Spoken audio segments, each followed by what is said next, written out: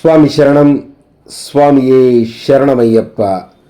ಜಗತ್ತಿನ ಯಾವುದೇ ಭಾಗದಲ್ಲಿರುವಂತಹ ಸ್ವಾಮಿ ಅಯ್ಯಪ್ಪನ ಭಕ್ತರು ಎದುರು ನೋಡುತ್ತಿರುವ ದಿನ ಆ ಮಕರ ಜ್ಯೋತಿ.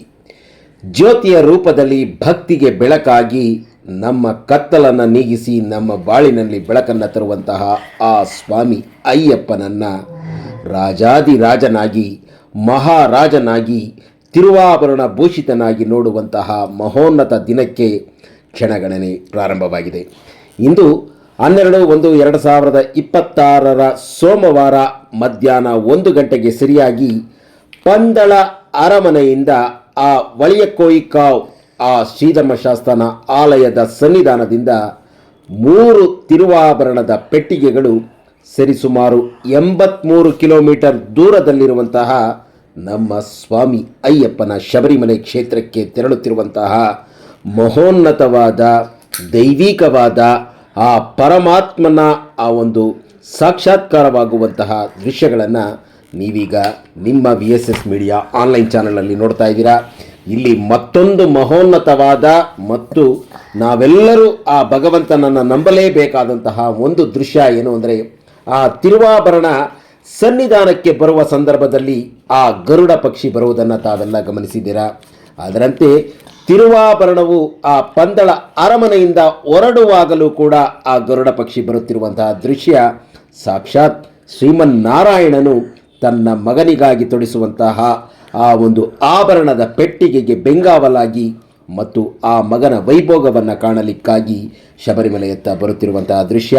ಸರಿಸುಮಾರು 83 ಕಿಲೋಮೀಟರ್ ದೂರದ ಈ ಒಂದು ಹಾದಿಯಲ್ಲಿ ಎಲ್ಲರೂ ಕಾಲ್ನಡಿಗೆಯಲ್ಲಿ ಸ್ವಾಮಿ ಶರಣಂ ಅಯ್ಯಪ್ಪ ಶರಣಂ, ಭಗವಾನ್ ಶರಣಂ ಭಗವತಿ ಶರಣಂ, ದೇವನ್ ಶರಣಂ ದೇವಿ ಶರಣಂ, ಕಾನನವಾಸ ಕಲಿಯುಗ ವರದ, ಕಾನನವಾಸ ಅಯ್ಯಪ್ಪ, ಕಲಿಯುಗ ವರದ ಅಯ್ಯಪ್ಪ, ಅನಾಥ ರಕ್ಷಕ ಅಯ್ಯಪ್ಪ, ಕರಿಮಲೆವಾಸ ಅಯ್ಯಪ್ಪ, ಎರಿಮಲೆವಾಸ ಅಯ್ಯಪ್ಪ ಎಂಬ ತಿರುವಾಭರಣ ಘೋಷಯಾತ್ರೆಯು 3 ದಿನಗಳ ಕಾಲ ಆ ಭಗವಂತನ ಪರಮ ಪವಿತ್ರವಾದ ಶಬರಿಮಲೆ ಕ್ಷೇತ್ರಕ್ಕೆ ತೆರಳುವಂತಹ ಈ ಒಂದು ದೈವಿಕವಾದ ಆಭರಣಗಳು ರಸ್ತೆಯುದ್ದಕ್ಕೂ ಶರಣು ಘೋಷವನ್ನು ಕೇಳುತ್ತಾ ಉಚ್ಚರಿಸುತ್ತಾ ದೈವಿಕವಾದ ನಮನಗಳನ್ನು ಸಲ್ಲಿಸುತ್ತಾ ಇಂದು 12/1/2026 ಸೋಮವಾರ ಆಯರೂರು ಪುದಿಯಕಾವು ದೇವಾಲಯದಲ್ಲಿ ಆ ಒಂದು ತಿರುವಾಭರಣ ತಂಗಲಿದ್ದು, ಅದಕ್ಕೂ ಮೊದಲು ಕೈಪುಳ್ಳ ಕೃಷ್ಣಸ್ವಾಮಿ ದೇವಾಲಯ, ಕುಲನಾಡ ದೇವಾಲಯ, ಉಳ್ಳನೂರು ದೇವಾಲಯದಲ್ಲಿ ಆ ತಿರುವಾಭರಣವನ್ನು ತೆರೆದು ಅಲ್ಲಿ ನೆರೆದಿರತಕ್ಕಂಥ ಭಕ್ತರಿಗೆ ಅದರ ಅವಕಾಶವನ್ನು ಅಂದರೆ ದರ್ಶನದ ಅವಕಾಶವನ್ನು ಕಲ್ಪಿಸಲಾಗುತ್ತದೆ. ನಾಳೆ ಅಂದರೆ 13/1/2026 ಮಂಗಳವಾರ ಲಾಹಾ ಎಂಬಲ್ಲಿ ಆ ಒಂದು ತಿರುವಾಭರಣ ತಂಗಲಿದ್ದು, ಸರಿಸುಮಾರು 83 ಕಿಲೋಮೀಟರ್ ದೂರದ ಈ ಒಂದು ದೂರವನ್ನು ಕ್ರಮಿಸುವಂತಹ ಆ ಒಂದು ತಂಡದಲ್ಲಿ ವಿಶೇಷವಾಗಿ ಆರೋಗ್ಯ ಇಲಾಖೆ ಮತ್ತು ಬಹುಮುಖ್ಯವಾಗಿ ಪದನಂತಿಟ್ಟ ಜಿಲ್ಲೆಯ ಸೇರಿದಂತಹ ಪೊಲೀಸ್ ಇಲಾಖೆಯ ಉನ್ನತ ಅಧಿಕಾರಿಗಳ ತಂಡದೊಂದಿಗೆ ಹಲವಾರು ಸಹಸ್ರಾರು ಭಕ್ತರನ್ನು ನಿಯಂತ್ರಿಸಲಿಕ್ಕಾಗಿ ಪೊಲೀಸ್ ಇಲಾಖೆ ಇರುತ್ತೆ, ಅಗ್ನಿಶಾಮದ ದಳದ ಇಲಾಖೆಯ ಆ ಒಂದು ನೌಕರರು ಇರ್ತಾರೆ, ಅರಣ್ಯ ಇಲಾಖೆಯ ನೌಕರರು ಇರ್ತಾರೆ. ಈ ಎಲ್ಲ ದೇವಾಲಯಗಳ ಆ ಒಂದು ಸಂದರ್ಶನದ ಆ ಒಂದು ಕಾರ್ಯಕ್ರಮದಲ್ಲಿ 26 ಜನರಿರುವಂತಹ ಆ ಒಂದು ತಂಡ ಮೊದಲಿಗೆ ಗಂಗಾಧರನ್ ಪಿಳ್ಳೈ ಬಹಳಷ್ಟು ವರ್ಷಗಳ ಕಾಲ ಆ ತಿರುವಾಭರಣವನ್ನು ಒತ್ತು ತಂದು ಆ ಭಗವಂತನಿಗೆ ಸೇವೆ ಸಲ್ಲಿದಂತಹ ಆ ಗಂಗಾಧರನ್ ಪಿಳ್ಳೆಯ ಶಿಷ್ಯ ವೃಂದದವರು ಈ ಒಂದು ತಿರುವಾಭರಣವನ್ನು ಒತ್ತು ಸಾಗುತ್ತಾ ಇದ್ದಾರೆ. ಈ 3 ಪೆಟ್ಟಿಗೆಗಳಲ್ಲಿ ಏನೇನಿರುತ್ತೆ, ಈ 3 ಪೆಟ್ಟಿಗೆಗಳು ಎಲ್ಲೆಲ್ಲಿಗೆ ಸಾಗುತ್ತೆ ಎಂಬ ವಿವರಗಳನ್ನು ತಿಳಿಸುತ್ತಾ ಹೋಗುತ್ತೇವೆ. ಮತ್ತು ಬಹುಮುಖ್ಯವಾಗಿ ನಮ್ಮಲ್ಲಿ ಆ ಒಂದು ವಿಚಾರ ಏನು ಅರ್ಥಕೊಂಡಿದ್ದೀವಿ ಅಂದರೆ, 3 ಪೆಟ್ಟಿಗೆಗಳು ಶಬರಿಮಲೆ ಸನ್ನಿಧಾನಕ್ಕೆ ತೆರಳುತ್ತೆ, ಆ ಭಗವಂತನ ಸನ್ನಿಧಾನಕ್ಕೆ ತೆರಳುತ್ತೆ ಅಂತ. ಅದು ಸರಿನಾ, ಅದು ತಪ್ಪ ಎಂಬ ವಿಚಾರವನ್ನು ತಿಳಿದುಕೊಳ್ಳುವ ಮೊದಲು ಆ 3 ಪೆಟ್ಟಿಗೆಗಳಲ್ಲಿ ಯಾವ ಪೆಟ್ಟಿಗೆ ಎಲ್ಲೆಲ್ಲಿ ಸಾಗುತ್ತೆ, ಆ ಪೆಟ್ಟಿಗೆಗಳು ಯಾವುದು ಎಂಬುದನ್ನು ನೋಡುವುದಾದರೆ, 1 ತಿರುವಾಭರಣ ಪೆಟ್ಟಿಗೆ. ಆ ತಿರುವಾಭರಣ ಪೆಟ್ಟಿಗೆಯಲ್ಲಿ ಏನೇನಿರುತ್ತೆ ಅಂದರೆ, ಒಳಿಯ ಚೊರಿಕ, ಚಿರಿಯ ಚೊರಿಕ ಅಂದರೆ ದೊಡ್ಡ ಕತ್ತಿ ಮತ್ತು ಚಿಕ್ಕ ಕತ್ತಿ, ತಿರುಮುಗಂ ಆ ಭಗವಂತನಿಗೆ ಮುಖವಾಡ, ಪ್ರಭಾ ಮಂಡಲ, 2 ಆನೆ, 1 ಹುಲಿ, ಪೂರ್ಣ ಪುಷ್ಕಲ ಅವರ ವಿಗ್ರಹಗಳು, ಪೂಮಾಲ, ಮಣಿಮಾಲ, ಬೆಳಕು ಮಾಲ, ಸರಪೊಳಿ ಮಾಲ, ನವರತ್ನ ಮೋದಿರಂ ಅಂದರೆ ನವರತ್ನ ಉಂಗುರ, ಪೂತಟ್ಟಂ ಅಂದರೆ ಹೂವಿನ ತಟ್ಟೆ, ವಳಿಯ ಕಟ್ಟಂ ಪರಂಪರಿ ಶಂಖ ಅಂದರೆ ಬೆಳ್ಳಿಯ ಶಂಖ ಮತ್ತು ಕರುವ ಆಣ, ಈ ಎಲ್ಲ ವಸ್ತುಗಳು ಆ ತಿರುವಾಭರಣ ಪೆಟ್ಟಿಗೆಯಲ್ಲಿರುತ್ತೆ.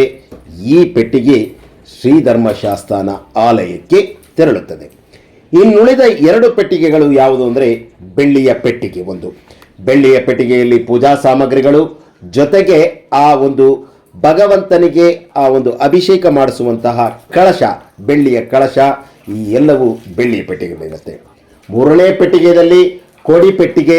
ಆ ಕೋಡಿ ಪೆಟ್ಟಿಗೆಗೆ ಆ ಆನೆಗೆ ತೊಡಿಸುವಂತಹ ನೆತ್ತಿಪೊಟ್ಟಂ ಅಂದರೆ ಆ ಭಗವಂತನನ್ನು ಮೊದಲಿಗೆ ಆ ಒಂದು ಉತ್ಸವವನ್ನು ತರುವಂತಹ ಕಾಲಘಟ್ಟದಲ್ಲಿ ಆನೆಯನ್ನು ಬಳಸಲಾಗುತ್ತಿತ್ತು. ಆ ಆನೆಗೆ ನೆತ್ತಿಯ ಮೇಲೆ ತೊಡುವಂತಹ ನೆತ್ತಿಪೊಟ್ಟಂ ಅದೊಂದಿರುತ್ತೆ. ಉಡಂಬಾರ ಮತ್ತು ತಲಂಬಾರ ಕೋಟೆಯ ಆ ಒಂದು ಫ್ಲಾಗ್ಗಳಿರುತ್ತೆ.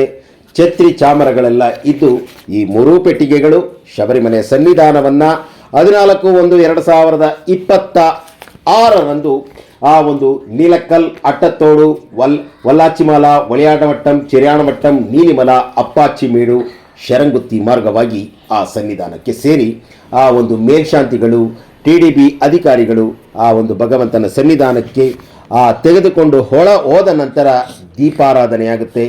ದೀಪಾರಾಧನೆಯ ಕ್ಷಣದಲ್ಲೇ ಮೇಲೆ ಗರುಡ ಬರುತ್ತಾರೆ ಮತ್ತು ಆ ಕಾಂತಮ್ಲೆಯಲ್ಲಿ ಜ್ಯೋತಿಯ ಸ್ವರೂಪನಾಗಿ ನಮ್ಮೆಲ್ಲರ ಬಾಳಿಗೆ ಬೆಳಕಾಗಿ ಆ ಭಗವಂತ ನಮ್ಮ ಆ ಒಂದು ಆರಾಧ್ಯ ದೈವರ ದರ್ಶನ ಶಬರಿಮಲೆಯಲ್ಲಿ ಆಗುತ್ತೆ. ಈ ಒಂದು ದಿನಕ್ಕಾಗಿಯೇ ವರ್ಷ ಪೂರ್ತಿ ನಮ್ಮ ಭಕ್ತರು ಕಾಯ್ತಾ ಇರ್ತಾರೆ.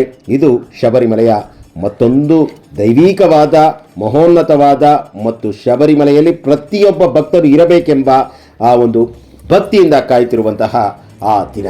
ಮತ್ತು 2ನೇ ಪೆಟ್ಟಿಗೆ ಮತ್ತು 3ನೇ ಪೆಟ್ಟಿಗೆ ಎಲ್ಲಿಗೆ ಹೋಗುತ್ತೆ ಎಂಬ ಒಂದು ವಿಚಾರ ಬಹಳಷ್ಟು ಸ್ವಾಮಿಗಳಿಗೆ ಒಂದು ಗೊಂದಲಮಯವಾಗಿರುತ್ತೆ. ಯಾಕೆಂದರೆ ಚಲನಚಿತ್ರಗಳಲ್ಲಿ ಆ ಒಂದು ಆಭರಣ ಪೆಟ್ಟಿಗೆಗಳು ಮಾಳಿಗೆಪುರ ತಮ್ಮನ ಸನ್ನಿಧಾನಕ್ಕೆ ತೆರಳುತ್ತೆ, ಆ ಮಾಳಿಗೆಪುರ ತಮ್ಮನಿಗೆ ತೊಡಿಸುತ್ತಾರೆ ಎಂಬ ಒಂದು ವಿಚಾರವನ್ನು ನಾವು ಅರ್ಥೈಸಿಕೊಂಡಿದ್ದೇವೆ. ಆದರೆ ವಾಸ್ತವವಾಗಿ ಆ ಮೊದಲ ಪೆಟ್ಟಿಗೆ ಶ್ರೀಧರ್ಮಶಾಸ್ತಾನ ಆಲಯಕ್ಕೆ ತೆರಳಿದರೆ ಇನ್ನುಳಿದ 2 ಪೆಟ್ಟಿಗೆಗಳು ಆ ಭಗವಂತನ ಸನ್ನಿಧಾನದ ಪಕ್ಕದಲ್ಲಿ, ಅಂದರೆ ಮಾಳಿಗೆಪುರ ತಮ್ಮನ ಸನ್ನಿಧಾನದ ಪಕ್ಕದಲ್ಲಿ ಆ ಆವರಣದಲ್ಲಿರುವಂತಹ ನಮ್ಮ ಭಗವಂತ ಆರ್ಯ ಕೇರಳವರ್ಮನ್ ಜೀವಶಕ್ತಿಯಾಗಿ ಜೀವ ಸಮಾಧಿಯಾಗಿರುವಂತಹ ಆ ಮಣಿಮಂಟಪಕ್ಕೆ ತೆರಳುತ್ತೆ. ಆ ಮಣಿಮಂಟಪದ ಸುತ್ತ ಒಂದು ಪ್ರದಕ್ಷಿಣೆ ಬಂದು ಆ ಮಣಿಮಂಟಪದ ಹಿಂಭಾಗದಲ್ಲಿರುವಂತಹ ಪಂದಳ ರಾಜವಂಶಸ್ಥರ ಆ ರಾಜ ಮಾಳಿಗೆಯಲ್ಲಿ ಆ ಒಂದು 2 ಪೆಟ್ಟಿಗೆಗಳನ್ನಿಟ್ಟು ಆ ನಂತರ ಮಣಿಮಂಟಪಕ್ಕೆ ತೆರಳುತ್ತೆ. ಆ ಮಣಿಮಂಟಪಕ್ಕೆ ತೆರಳಿದ ನಂತರ ಅಲ್ಲಿ ವಿಶೇಷವಾದ ಉತ್ಸವಗಳು ಅಂದಿನಿಂದ ಪ್ರಾರಂಭವಾಗುತ್ತೆ. ಈ ವಿಶೇಷವಾದ ಉತ್ಸವದ ವಿವರಗಳನ್ನು ನಿಮ್ಮ VSS ಮೀಡಿಯಾ ಆನ್ಲೈನ್ ಚಾನಲಲ್ಲಿ ಈಗಾಗಲೇ ತಿಳಿಸಿದ್ದೇವೆ. ಆದಾಗ್ಯೂ ಮತ್ತೆ ಒಂದೊಮ್ಮೆ ಸಂಕ್ಷಿಪ್ತವಾಗಿ ತಿಳಿಸಬೇಕಂದ್ರೆ ಆ 14/1/2026 ಆ ಮಕರ ಜ್ಯೋತಿಯ ನಂತರ ಆ ಮಣಿಮಂಟಪದಲ್ಲಿ ಉತ್ಸವದ ಪ್ರಾರಂಭ ಆಗುತ್ತೆ. ಮೊದಲಿಗೆ ಬಾಲ ಬ್ರಹ್ಮಚಾರಿಯಾಗಿ ಆ ಅಯ್ಯಪ್ಪನನ್ನು ಆ ಒಂದು ಕಲಂಬೆಳತನ್ನು ಕುನ್ನೆಕ್ಕಾಟು ಕುರುಪು ವಂಶಸ್ಥರು ಬರೆದು ಅಲ್ಲಿ ಆ ಒಂದು ತಿಡಂಬು ಉತ್ಸವವನ್ನು ಆ ಒಂದು ಮಣಿಮಂಟಪದಿಂದ ಹೊರತಂದು 18 ಮೆಟ್ಟಿಲೆವರೆಗೆ ಬಂದು ನಾಯೆಟ್ಟು ವಿಳಿ ಎಂಬ ಗೀತೆಯನ್ನು ಅಲ್ಲಿ ಆಡಿ ಮತ್ತೆ ಆ ಉತ್ಸವ ಆ ಮಣಿಮಂಟಪಕ್ಕೆ ಹಿಂದಿರುಗಿ ಕೇಶಾದಿಪಾದಮ ಮಾಡಿ ಆ ಭಗವಂತನಿಗೆ ನೈವೇದ್ಯ ಸಪ್ಪಿಸಿ ಆ ಕಲಂಬೆಳತನ್ನು ಅಳಿಸಿ ಅದನ್ನು ಮಹಾಪ್ರಸಾದವಾಗಿ ಕೊಡ್ತಾರೆ.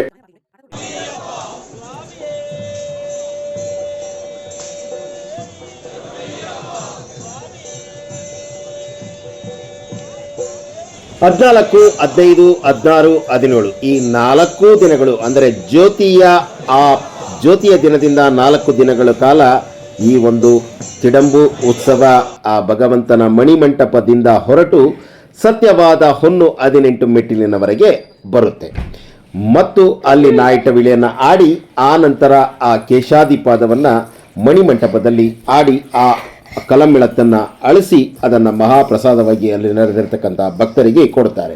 ಈ 5ನೇ ದಿನ ಅಂದರೆ ಶಬರಿಮಲೆಯಲ್ಲಿ ಮಕರ ಜ್ಯೋತಿಯಿಂದ 5ನೇ ದಿನ ಅಂದರೆ ಈ ವರ್ಷ 18/1/2026 ಆ ದಿನ ಆ ಭಗವಂತನ ತಿಡಂಬು ಉತ್ಸವ ಮಣಿಮಂಟಪದಿಂದ ಹೊರಟು ತಾಳ ಮೇಳ ಸದ್ದಿನೊಂದಿಗೆ ಬಹಳ ವೈಭವದಿಂದ ಶರಣುಘೋಷವನ್ನು ಉಚ್ಚರಿಸುತ್ತಾ ಸತ್ಯವಾದ ಹೊನ್ನು 18 ಮೆಟ್ಟಿಲಿನವರೆಗೂ ಬಂದು ಆ ನಂತರ ಮುಂದುವರೆದುಕೊಂಡು ಶರಂಗುತ್ತಿಯವರೆಗೂ ಆ ಒಂದು ತಿಡಂಬು ಉತ್ಸವ ಬರುತ್ತೆ.